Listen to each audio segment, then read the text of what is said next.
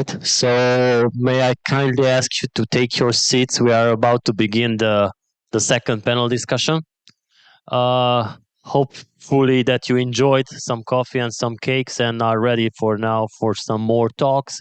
We are going to touch base on Ukraine, Sweden, Denmark, and Poland. And I have the pleasure to having with me some of the most awesome people in the world. Who I would like to invite on stage, of course. Let's start with Gustaf Hoffstedt, the Secretary General at the Swedish Trade Association for Online Gambling, former politician. So with Sweden, we are going to touch base a lot on some awesome things. I also have Stephan Normann Østergaard. I don't know if I'm pronouncing it correctly. He's a Nordic gambling team from Denmark. Morten's team, by the way, so if anybody doesn't know him. Vladimir Malakchi, Chief Commercial Officer from Evoplay. Have I pronounced it correctly? Okay. And I also have Marek Plota, founding attorney at RM Legal and Gaming in Poland, joining us. He will be speaking about Poland. So,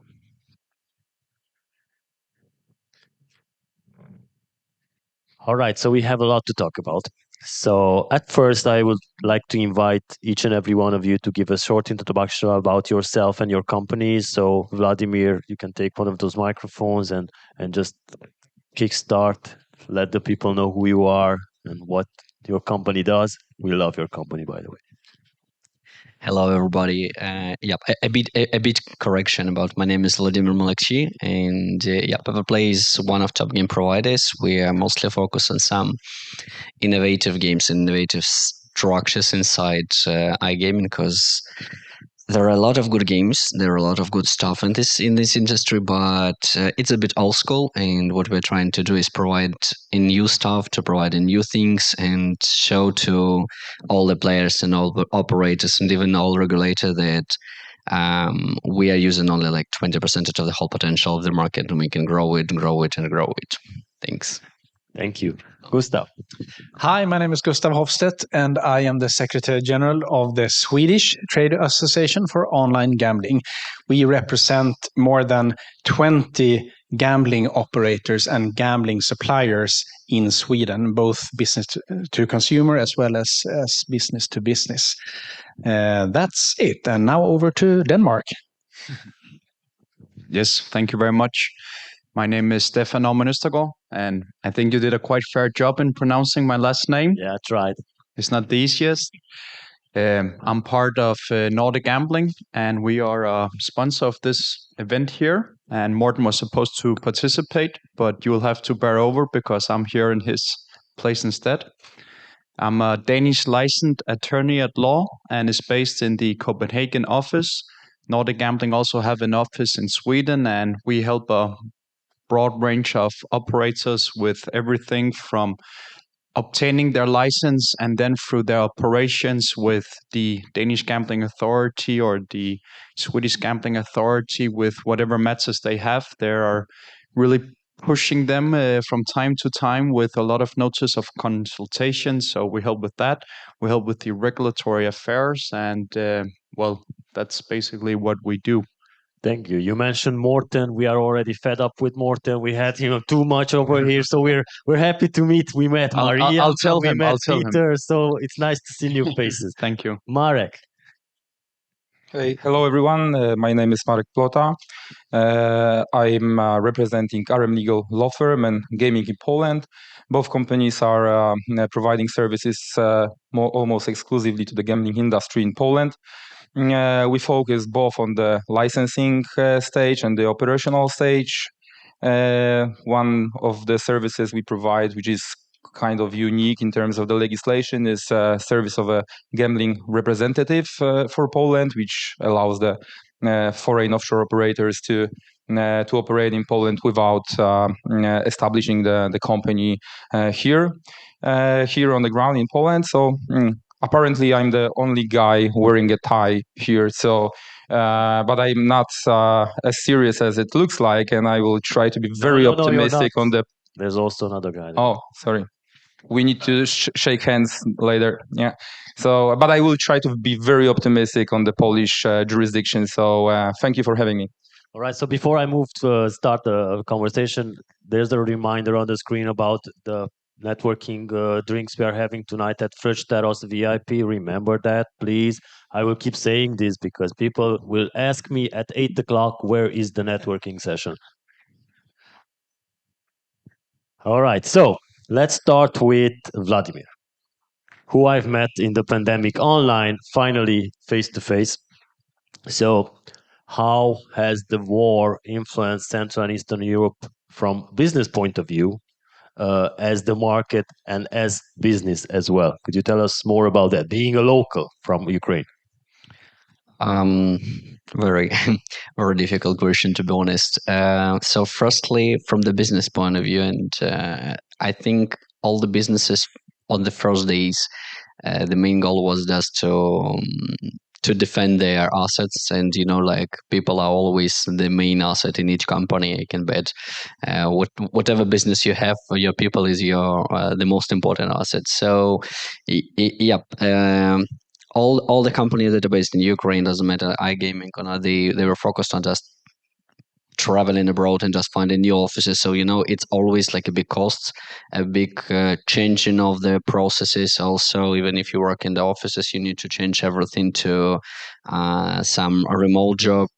Because even like we are part of the hugest holding in I think in all CIS region, and like more than 4,000 people right now, and all these 4,000 people need to find an option to transfer them. It's a high risk, high difficult, and for Europe, it wasn't unexpected. It was unexpected, and this was difficult, but I think all the companies from gambling, they were like pretty flexible in this. From the market point of view, I bet at the beginning that it will influence the market fully, because like the full country in the war and so on, people are not ready for this. A lot of like donations and so on, people have put money. But what I'm seeing from people who are working in Ukraine, the market didn't drop, just at all, just nothing. Probably they dropped the bets. I mean, the average bet was dropping in around like 70%. What they know, because we are not operating in Ukraine like casino. But from the when average bet is dropping, the spin amount was higher, and so at the end, the market didn't drop at all. Probably in the first 2-3 months, it was very, very influential. But even right now, when it's changing mostly in Ukrainian side, the numbers are showing that everything goes well. So I can't tell that market from inside, and also like new operators are coming with a wish to receive the license. I think this is the best explanation that they understand that the market is growing, and it will grow more and more and more. So basically, Ukrainian professionals have managed to adapt to the situation and work remotely in case they had to work remotely. So now they're adapted to this, or I think the whole life of Ukrainians are always about adaptation. So it's not a news. If something happened, yeah, we need to adapt, and I think the lesson was learned in 2020 by everyone on planet Earth. All right. So you mentioned licensing, and I also want to touch base on lotteries.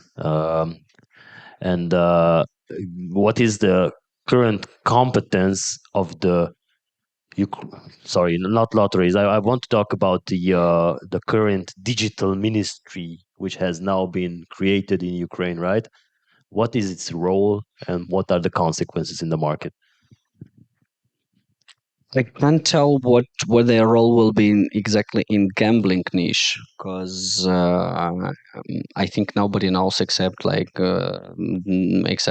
president office or something like this, because it wasn't like announced, hey, this is the digital minister, they will do this and this.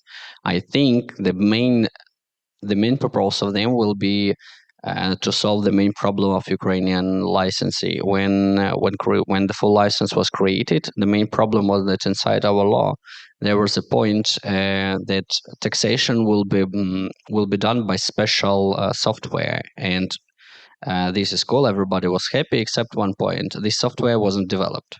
and nobody knows how to develop it. So that's why for 3 or 5 years, I don't remember exactly, but the taxation was like solving how it will be counted and so on, because the government wasn't ready to know how to check it. I think the first task for digital ministry will be to develop and to prove that this taxation software will be working correctly, will be double checked, and can't be like corruption to something like this. And of course, like the full control of all other law. Like if you want to do something well, you need to provide several stages of control always, because there is a people factor, there is some software problems, and so on, always. It doesn't matter what the business. So the digital ministry is another step of controlling, and I think there will be one more stage of control in all other operations, and I think it will help the market will be more transparent. Yeah, I found that the lotteries and gambling are under their competence. So yeah. All right, so here comes another code name. The Commission for the Regulation of Gambling and Lotteries, I think in Ukraine is called KRAIL, has cancelled the license for TBK, the operator of Russian sportsbook 1xBet in Ukraine, which is funny because they got their license in April, and there was already war in Ukraine. So could you tell us more about its consequences and maybe what was the reason behind this canceling this license? To be honest, it's very like kind of political question, because it's not even about like exact TBK. I think mostly about 1xBet, and everybody knows who is the owner of 1xBet, and this is the company who is fully like invested by Russian Federation, and it continue paying taxes inside Russian Federation, and of course. For Ukraine, it's like the fully political question. I don't know all the process, how they receive a license, because I wasn't involved in this. I'm not. I'm a part of some groups that are connected to KRAIL, but I'm not a part of KRAIL, so I can't be involved inside. But it's not a secret that 1xBet is controlled by Russian Federation, and of course, like TBK, as they showed, like it will be just bought a brand of it and so on. But anybody, I think everybody inside our industry understands how the business is working, and if you control the one brand and you're not giving somebody just trademark to use your trademark, because it will influence your reputation. If you're sharing with somebody trademark, you will influence and you will control this trademark and the business as well. I think this is the main point of the current issue. As I know, like TBK is not agree with this, of course, because the license is not the cheapest in the world. But let's see. Yeah, this is where I wanted to also get to is in regard to the taxing of online game, because as far as we know that Ukraine has opened its market last year or something like that. So what is the current maybe information you can give about taxing for online, land-based, and maybe lotteries? Well, as you know, the taxation in Ukraine was the point of arguments from a lot of sides, and I think it wasn't closed. And the question right now is, I know I'm not a tax lawyer, but what I know, there is a GGR tax in around 10% for all the businesses except the B2B suppliers. Except B2B suppliers, because for B2B there is still like not transparent cooperation, and nobody understands how B2B will continue working. But and also 18% from the full profit, except this 10% from GGR, and also of course like the usual corporate taxes on their salaries and blah blah blah.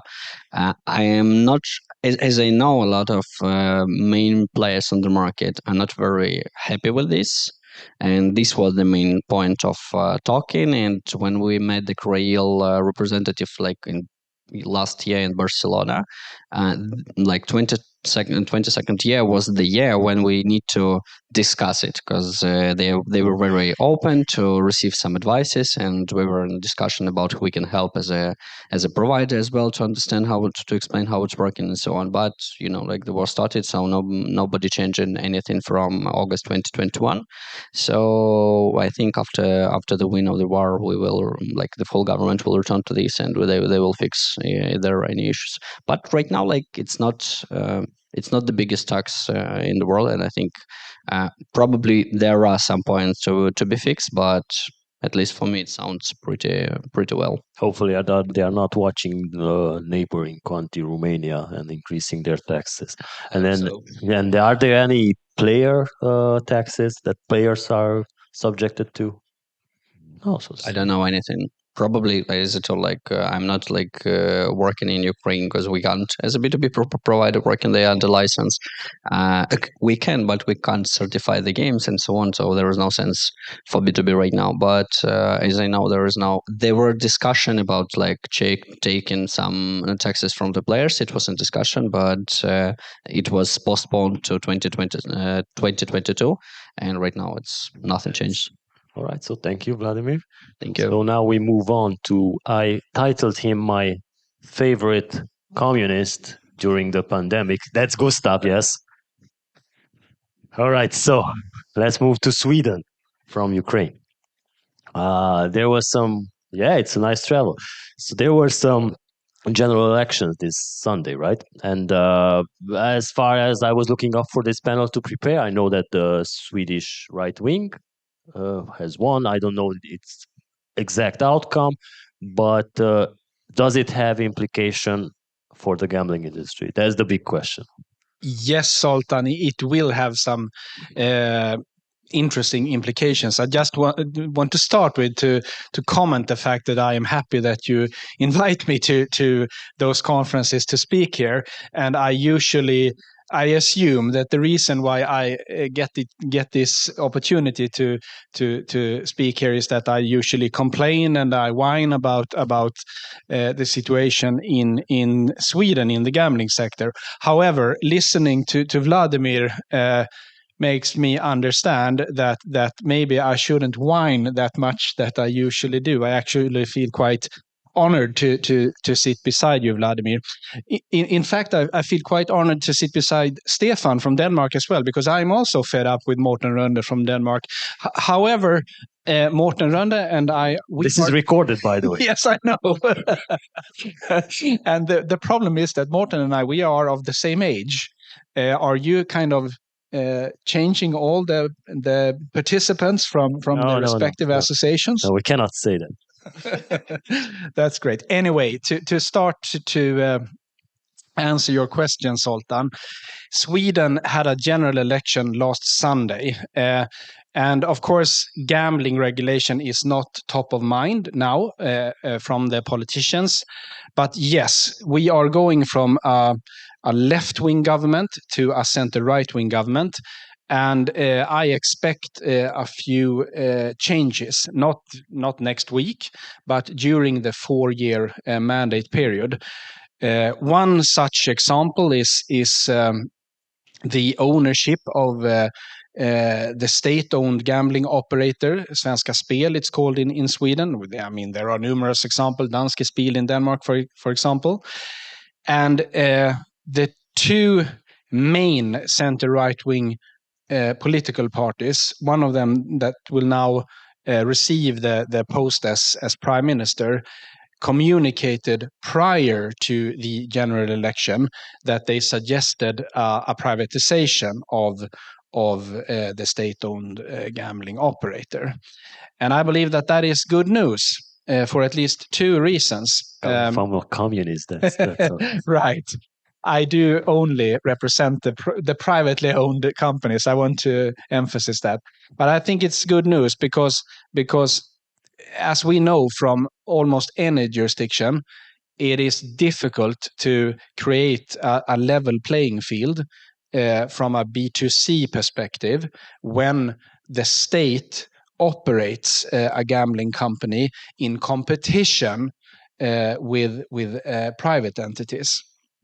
it's usually not a good idea in a football match or anywhere else that the judge and the player is the same person. That's my simple reply on discussions whether it's a good idea that the state is also a commercial entity. So that is actually one thing that may change. I have been disappointed many times in the past, so who knows? But this may actually change, and it may actually have an impact on Denmark and other jurisdictions as well if we successfully privatize our state operator. Denmark, they were faster than we when it came to implementing a licensing system. I think you celebrate your 10th anniversary in Denmark this year, whereas we implemented our licensing system 2019. They are both, I would say, quite successful. The Danish is slightly more successful than ours for a number of reasons. But we are successful. And just to give you one example, Vladimir spoke about taxation. Our taxation is 90% on GGR. And if I compare with my lovely neighbor, Denmark, their taxation is almost twice that amount. So we do believe that we offer a competitive market, Zoltán. So I like when we were preparing for this panel, Gustaf sent some sentences about the Nordics and said that the Nordics are interesting since 4 similar countries are split when it comes to how gambling is regulated. And Denmark and Sweden went for a licensing model, and Finland and Norway for monopoly, which is yes, like you said, it gives a very interesting talk. That's why the Nordic updates panels were so successful, because they were always like, okay, so I read online that this how is it, Jimmy Åkesson? Am I pronouncing it correct? Yeah, he's the leader of the Sweden soaring far right. He in 2014 has admitted to online gambling addiction, and then took a 6-month leave from politics after suffering from burnout. So he's now the successful guy in Sweden. How does this affect also the self-exclusion? Maybe they will go on that path as well, or doesn't affect it at all? My guess is that it will not have an effect, but what you tell us is absolutely true, that the leader of the second largest political party in Sweden is in fact a sober gambling addict. But as I previously told you, Zoltán, that party is also probably the heaviest advocate for a privatization of the state operator. So no, I do not expect any particular implications from that. Speaking about self-exclusion, we, like Denmark and the UK and other jurisdictions, we have an extremely successful self-exclusion system operated by the state. It's called Spelpaus in Sweden, Rofus in Denmark, I believe. And let him speak as well. Okay. And it is really successful. We are a nation of approximately 10 million inhabitants, and approximately 70,000 Swedes have self-excluded them, and I assume that a vast majority of them are problem gamblers. However, and this is something that the new government really has to face, is that we obviously face a huge channelization problem. Many Swedes go elsewhere. They go away from the licensing system. In the Swedish case, every fourth Swedish krona, that's our currency, is leaked out to offshore operators. And when it comes to problem gamblers, we have an institution called Spelfriheten. They treat gambling addicts, and they tell me that 9 out of 10 of their clients that suffer from problem gambling, 9 out of 10 continue to gamble, and they are all self-excluded in the self-exclusion system. Peter, that leaves a sour taste in the mouth, right? coming from the responsible gaming side. Okay, so let's move on to. Do you have anything to say? Yeah, for a second opinion. Yeah. Let's see if we can find some talking. Yeah, of course we can find. So there's the government's new proposal to regulate the gambling market, which Gustaf hasn't touched based on. No, that's correct. So thank you for the panelist panel, and I could understand that they were raising taxes in these jurisdictions. So that's already something that was done in Denmark. It was raised from 20 to 28%. So what's now in line is that the government has come with a proposal of some steps toward, you can say, controlling the gambling market. And we find them very counterproductive. Some of them are a ban called the whistle-to-whistle ban from commercial activities, where online matches, you're not allowed to, as an operator, make commercials 15 minutes before the match starts, the whistle, and 15 minutes after, which is basically the prime time of the potential customers. So that's a lot of, you can say, revenue that the TV channels will lose, and effectively will increase the price of whoever's going to watch the matches. Another proposal that this government has come up with, which we also find very counterproductive, is a complete ban on sales promotions. And as most of you know, the operators are, of course, different, but the games they supply are typically the same. And the way that the operators try to, of course, obtain new customers is on promoting these sales promotions. So what is left for the operators in trying to acquire new players if they're not allowed to promote their sales promotions? Open question. So we really find these steps a bit alarming, and what we have also seen is that this has been based from the Ministry of Tax, the tax authority in Denmark, Evoplay, who in his basis for coming up with the steps to be taken, these steps here has not been based on actual factual research of whether or not there are any evidence that such a ban in marketing would actually lead to a decline of players or problematic players. So it is indeed this isolated in itself a bit alarming in our point of view. And so Gustaf, he said that there had been an election and they already found out who will be the new leader or right-wing party. In Denmark, we will also have elections soon. We don't know yet, but for sure we will have the elections before end of spring next year. And it's quite obvious from the political landscape that if the left-wing government continues in power, there will be taken steps in regard to trying to limit the online casino and that market. Whereas if it's a right-wing government that will win the election,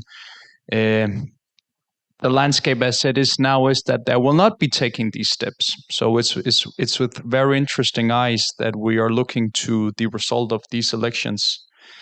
Yeah. Yes, and then there's also news about B2B licenses for suppliers. Well, I really think it's a shame to call it news. The DGA, the Danish Gambling Authority, amongst different initiatives, was one that they were looking into whether or not to make B2B licenses for the suppliers, but this is something that they threw up in the air and is still up there. We don't know what happened. I think they are in the process of making some internal investigations of whether or not it would make sense, and if so, how would it then be done. I spoke with Morten recently, what is the latest news in this regard, and it was his best guess that, well, this is postponed at least until 2024. So after the election, yeah. After the election, exactly. So there's also raising the question about player cards. That's correct. The player cards was also one of these initiatives that the DGA threw up in the air and nothing has happened since. Well, basically what they were looking into was to introduce a player card where if you were to gamble at the land-based casinos or land-based betting places, you would have to have some sort of identification, which would then effectively be the player card. Nothing has come to that, to our knowledge either. It's a bit that everything is on pause now for the election that's coming. They, You just decided to destroy this guy. yeah, exactly. There is this, by the way, this type of card exists in a country, I will not name it, where all the cards for all betting shops and all casinos are registered in one system, which is owned by an operator. So that's, I cannot tell you more about which country that is. All right, so the Danish, the DGA, so they recently started intensifying their controls, and first they went to the operators. That correct? How did that? Was it a bloodbath? Or? No, that bloody bloodbath. No, well, it is true that it is our experience that the DGA has intensified the controls with the operators, especially with the rules on sales promotions, whether or not the operators comply with, I must say, the very complex set of rules that the DGA have. And the never-ending problem is that the DGA refused to give adequate guidance on how to interpret the rules. So they are basically an authority sitting there taking a look at the operators' web pages or marketing, telling them, well, you're not allowed to do this. And we're asking them, so what are we allowed to do? And they say, that's up to you. And I must say, it's very tough to have a dialogue with an authority when they're not even able to give some sort of guidance on what you're allowed to do and not what you're not allowed to do. And especially also given the fact that they, to a very large extent, and I must say, as a licensed attorney at law, this is a very, from a judicial point of view, problematic. When they interpret themselves the rules, which variate, there's no consistency. But it's how it is. I must say, in any other market than online gambling, this would be something that the newspapers would take up because it's very alarming. But being the online market and gambling as it is, it's like there's no points to be won in doing so. So it's a tough battle. And we see that the DGA has intensified their the regulation with the operators, and now that some of the operators have repeatedly made the same violations, at least that's the DGA's claim, they are now initiating police cases, reporting the matter to the police. So it's a bit tough. Yeah, but they do have some very nice business cards. They do, and they have some very good lawyers representing them. Yeah, exactly. So we move on to another disaster in Europe.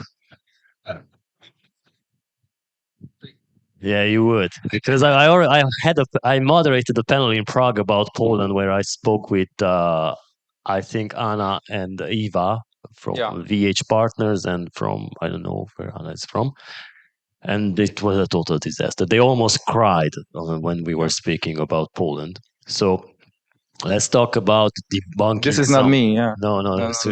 Wearing a tie, but I'm a easygoing guy. You're not the only one. There's the other guy. But he's easygoing as well. Yeah. So, debunking some myths in Poland. What is the Polish market accessibility at the moment? Yeah, thank you, Zoltán, for asking that, because I really would like to debunk some myths which are widespread around the European Union market, that the Polish market is difficult to access, to get in. It is true that the bureaucracy is quite heavy and the licensing process is quite formalistic. But we find it after 4 or 5 years of the licensing regime in force, we find it really seamless. It's not expensive. The license fee is 100,000 euros, and you need to for 6 years license, and you have to also add the 115,000 euros of a collateral. So you have to spend like 225K to apply and to secure the license for 6 years. So it's not expensive. It's not very time consuming because it's like a 6 months process. In practice, it extends to 9 or 10 months. However, we are now about to introduce the online application system, which should make it even faster than it was, and we are hoping that we are going to be able to accomplish the licensing process within 6 months, which is the statutory deadline. So these two issues makes it quite attractive, I would say, and of course there is a tax regime, right? There is 12% turnover tax, which is horrific. However, you can't focus on the CEE countries and disregard Poland, which is like 40 million almost population. So big players are getting in. There are like BetClick, Betway, Superbet on the market, and they are waiting for the GGR to come and staying there, spending the money, but making the footprints and waiting for better times. But still, the turnover, the revenue is growing rapidly, like 50% per annum. So we find it very very optimistic for the future.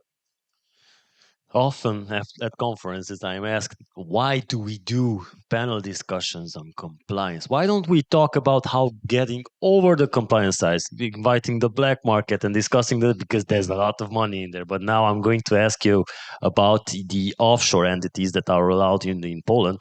So how to operate and how to take advantage if you're an offshore entity.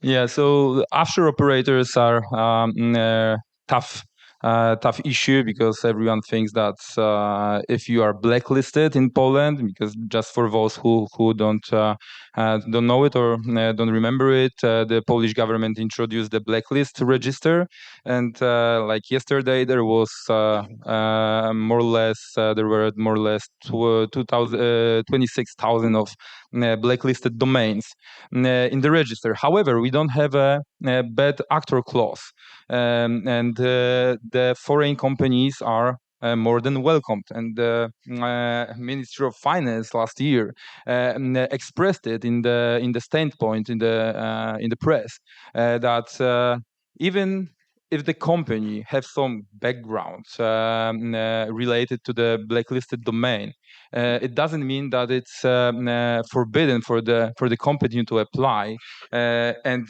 secure the license if the company meets the requirements provided under the law. So this is possible, and there are examples within the market which prove that and secure the license despite being blacklisted. Like they said earlier, in the Romanian market, there's not an option.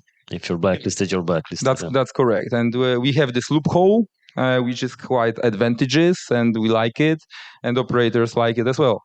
Is there a conversion on it? So you can try to come as a blacklisted for several times. Then if they catch you, you're just okay, guys. I will start paying taxes. Yeah, because for the government it is Life everywhere. hack. It's all about the money, right? So if they force the offshore operator to switch into the white market, let's say into the legal market, it's fine for them.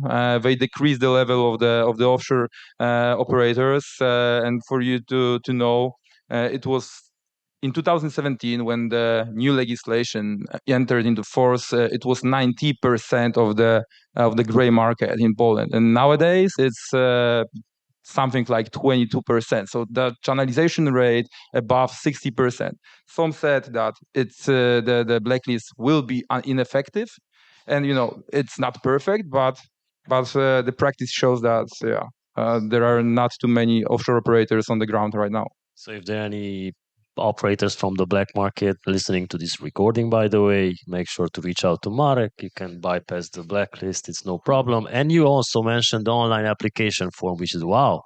such an innovation.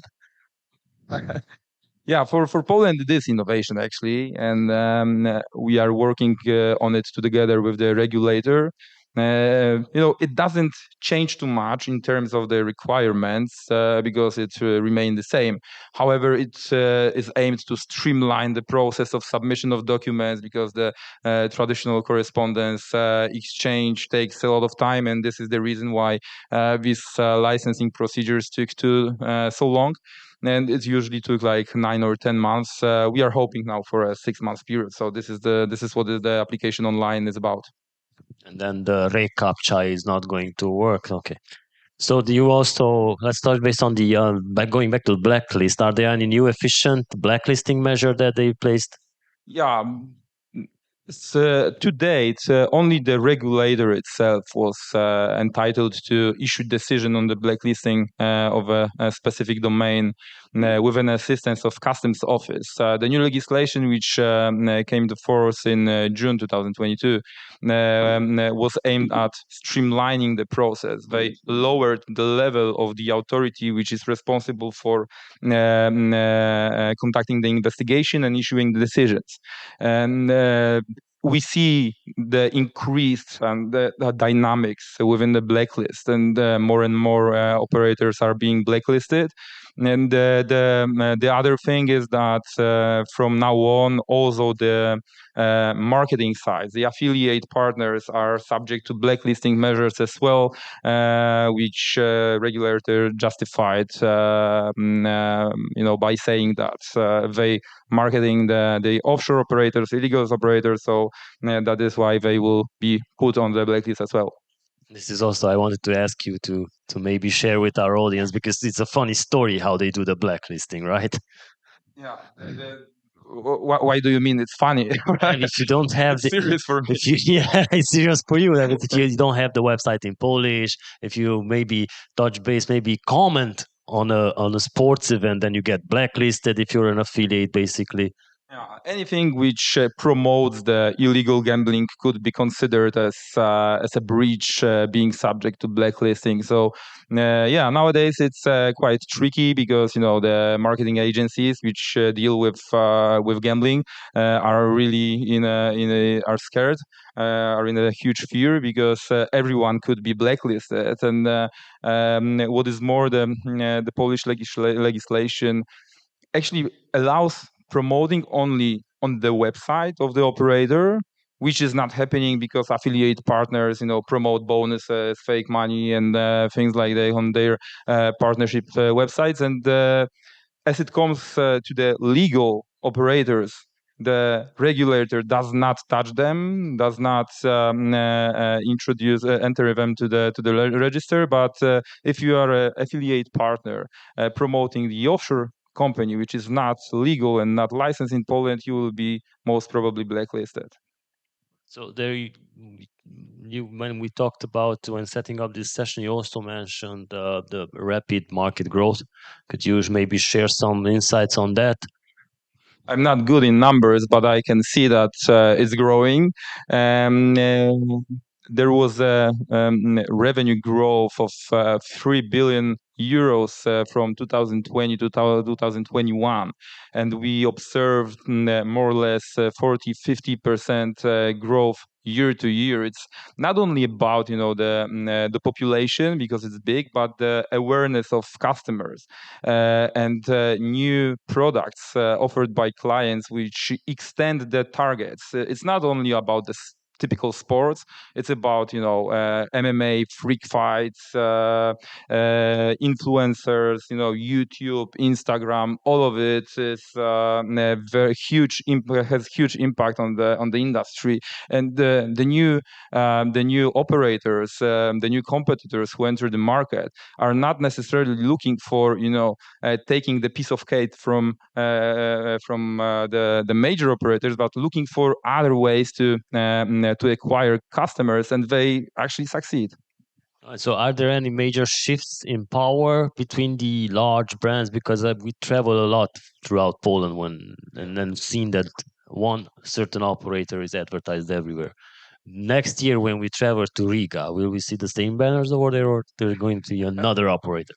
I hope not.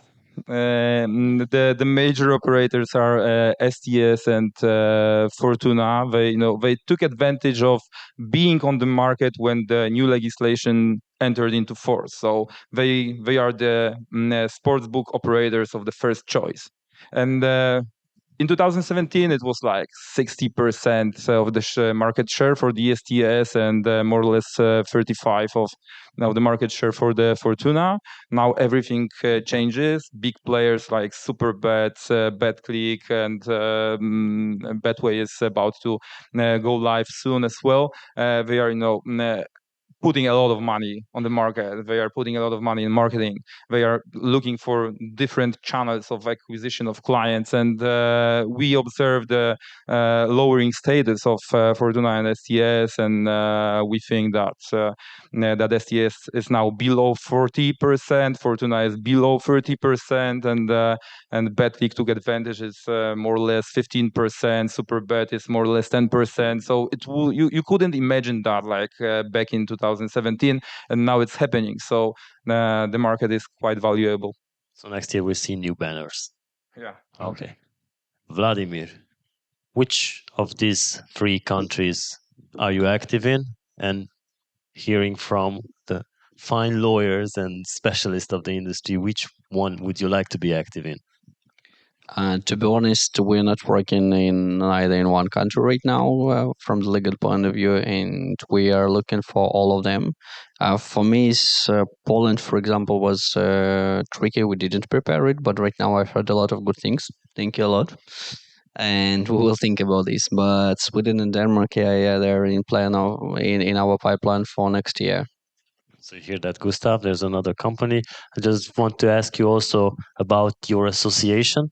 I know that you are the main representative and often in the press. How has 2022 been for you guys? It's been a good year. We are a middle-sized jurisdiction with 10 million citizens, and I don't think there is another European example with so many members, 20, 25 members, as with our example. So it's been a good year. It has also been a good year when it comes to policy changes. We obviously do not have any thoughts about left or right wing in general aspects, but when it comes to gambling regulation, we certainly do.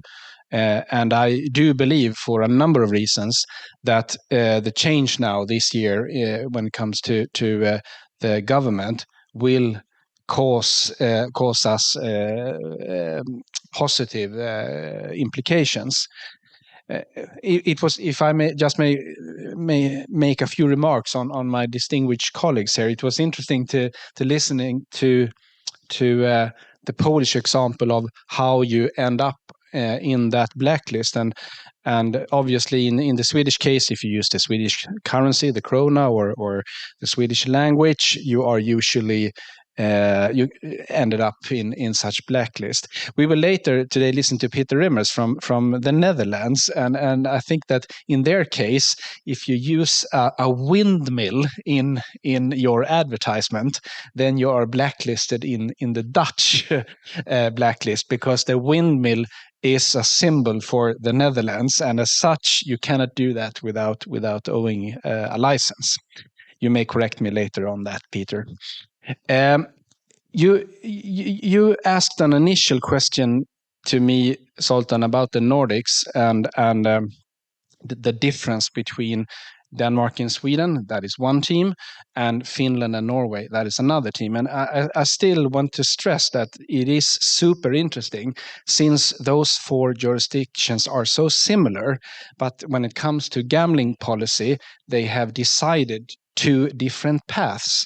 And you have, as always, listened to my, and in this case, Stephan's whining about bad policy decisions. But I want to stress that at least in the Swedish case, I am super pleased about the government's decision and the parliament's decision to implement a licensing system that treats every operator equally. We have two wonderful countries in the Nordics that have decided a monopoly path. And if you look at, I whined about the channelization in Sweden, 75-80%. Denmark's case, almost 90%. But if you look at the monopoly system, it's a catastrophe. The Norwegian channelization is below 50%. And that is a catastrophe for obviously if you are a licensed operator in that jurisdiction. It is also a catastrophe if you are the government, if you want tax income, if less than half the market actually take place on your licensed market. And it is also a catastrophe when it comes to consumer protection. So in that regards, we may whine and complain, but Denmark and Sweden, they have certainly chosen the right path when it comes to gambling regulation. Finally, if you allow me one more minute, I think it's also time for us, the industry, well, I am the industry, you are, to ask ourselves, well, you are kind of not working in the gambling industry, but for, I would say. Anyway, the argument I want to stress here is that people like me often complain about politicians and their decisions, but we also have to ask ourselves as industry if we are doing our home lesson, our homework. And my answer to that is no. To give you one example, during the pandemic, the Swedish government decided wrongfully to implement new measures in connection to the pandemic. Those decisions were not particularly clever for a number of reasons, and the government was heavily criticized for that. The government's argument for implementing those temporary restrictions was, well, one such argument was that advertisement is too excessive in Sweden and bonus offers are too excessive in Sweden. Okay, so they implemented a number of restrictions. How did my industry react on the day when those restrictions were shut down? Well, most of the operators, they didn't do anything. They were quite calm. But there are always licensed operators out there that on day one got back and offered huge bonus offers and an advertisement that we haven't seen in excessive in such an excess before. So my point here is that in fact, I don't have the right to complain because we are not doing our own homework. Unless we do that, you shouldn't listen to people like me. All right. So if there are any questions from the audience, just raise your hand and we will get a microphone for you. In the meantime, I would like to do the same exercise as I did with the panel earlier to have each of you ask the other panelists or maybe some question about the jurisdictions or maybe their businesses. So who would like to go first here? And in the meantime, if there are the questions, just raise your hands. So I think Gustaf will go first. I shall ask my colleagues here. Right. Right. How do I get a job for the Ukrainian Gambling Authority? I would love to work there.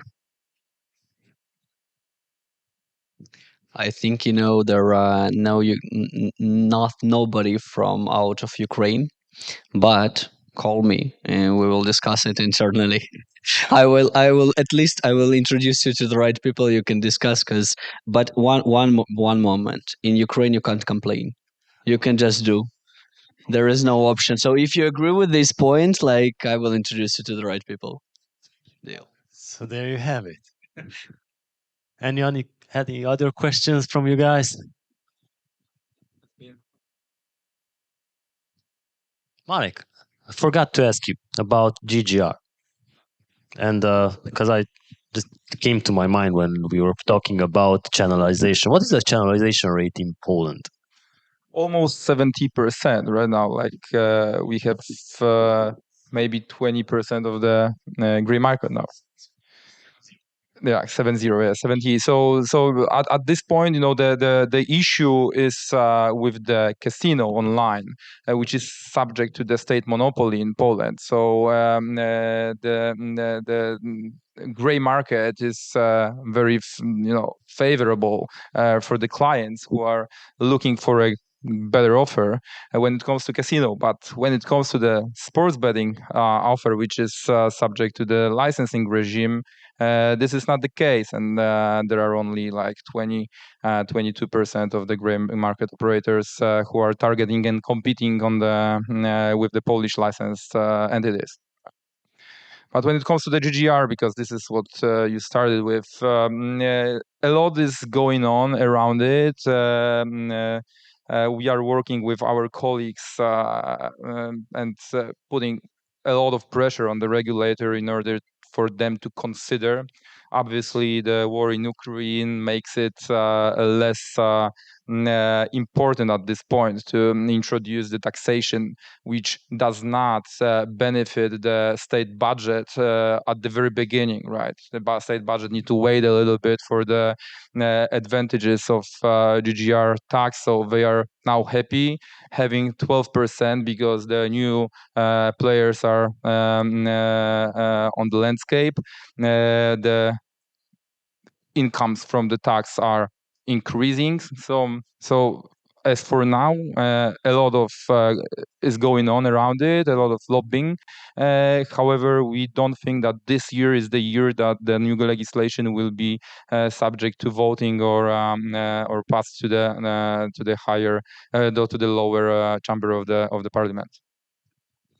Gustaf, you're talking a lot of things about like that Finland make their own choice, for example, and Denmark and Sweden are on the right way of splitting and not controlling. But if I remember correctly, I don't remember about the Denmark, but the Sweden is the whole overall in a year from all the casinos that are common is around 2.5 from 2.5 up to 400 millions in a year for your 10 million of audience of the players. And when we're talking about the Finland, for example, they have only like 5 millions of citizens, and they have like overall about 3 billions in a year. Can you explain this? Why do you think they're making their own choice? Because the whole profit, if I remember correctly, in Finland is going separately in different categories, but for improvement of the government structures, improvement of some universities, and so on and so on and so on. So like around 97 or 100% of the profit is coming just to improve the country. Why do you think they're making their own choice? Good question, Vladimir. For me, it's a moral question. I believe that private entities shall run businesses. It doesn't have anything particular to do with gambling businesses. That is a general idea of mine. I have the same idea when it comes to furniture and vehicles and anything in society. The government and the parliament shall set the rules that we are all obliged to obey, but they shall not be aggressive competitors on the market. And when it comes to Finland, is actually a great example of why it is immoral to subsidize important businesses, like you mentioned, Vladimir. In the Finnish case, the state operator in Finland, Veikkaus, they subsidize political youth parties. So tomorrow's decision makers in Finland, tomorrow's politicians in Finland, they are dependent on money from a gambling operator, from the state gambling operator. And to me, that is a threat to democracy. because those young politicians, they should obviously be free to have an opinion about whether a monopoly is a good idea or whether a licensing system is a better idea. But if they are financially dependent on the state gambling operator, then I believe the free mind is contaminated. So that is my reply to why it is a super bad idea that important elements of society, such as political youth parties and sports and culture, are directly dependent on money from the gambling industry. I think Vladimir is now satisfied with the answer. I can agree and disagree the same way because, like the resources in some countries are controlled by the government. Like, I don't know, Dubai, for example, is fully controlled. The main resources are controlled by the government and it doesn't create any problems for the government to be developed. So from one point of view, I fully understand you that, okay, it is the kind of control of their like future generations and from like a threat to democracy. But from another point of view, from technical point of view and from how the business is developing, to be honest, we're working with vehicles, so I know like that from the technical point of view they are like pretty good. I can compare with different markets and different like government structures, and this is really helping the business to be developed, and they are providing a lot of options to work for other companies because they're working not only on their own brand, they're working with a lot of game providing companies inside, so they're developing this market. So from one point of view I fully understand you, and I really even support you in this because I'm a business owner as well, and for me like the business should develop. But for me, like exactly, Finland is a very good example when the government can do a lot of good stuff in developing the market, and probably in some our ideas or dreams it will be changed in several years and it will split to like this monopoly will be destroyed and it will give an option for a different business to jump in. I think a lot of operators are interested in jumping inside Finland and other Nordic countries. All right, so thank you. Any questions on the floor? No, so we can move on to the closing remarks. Let's just take each turn and maybe say a few words about what you're hoping for the end of the year, and what does 2023 look like for you in your mind, of course. I think I will tell what I'm telling on all conferences. So then the only hope is that next year I can tell a lot of good news about like Ukrainian changing of the government structures of some of some cases of solving the current issues and so on, and it will be the year of winning. So after the win, we will provide a lot of good stuff on site, and new operators will come to the market. And also, to be honest, from the government point of view, I hope that it doesn't matter what the market. We can talk about like Nordics, we can talk about like Central Europe or Western Europe. All the government are making one big issue, which all the players are always saying. Government forget to talk with the players of the market. We've seen it in different countries. I won't name them right now. I think everybody knows. I hope that the government will start cooperation with the players of the market, at least with the main players. You can choose these five main players of the market and just ask for advice how to do it correctly, because we already heard about the Denmark, then like people are thinking that it's not working. I think the same with Netherlands, Germany, I don't know, Sweden, Ukraine, doesn't matter. And once the government will understand that that we are players on the market, not because we just have some money. We have some money because we know how to operate on this market and we know how it's better to do it, and we can do it. Big advices. This is my big dream, and I hope like one time this dream will come true. Thanks a lot. Thank you. Gustaf. Thanks, Zoltán. I choose to my final remarks be optimistic. I am optimistic about the development in Sweden, thanks to a new expected minister. he or she will most likely implement a B2B licensing system next year, by 1st of July next year. Good to know for you, I guess, if you are a gaming supplier.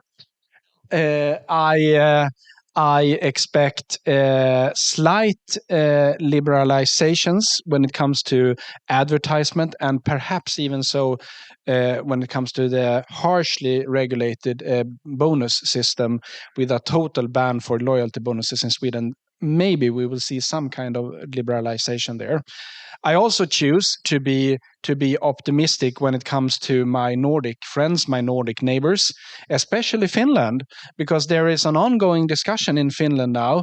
And I read an article yesterday stating that, well, nobody knows, but in this article they expressed an opinion that Finland may have a licensing system by 2026.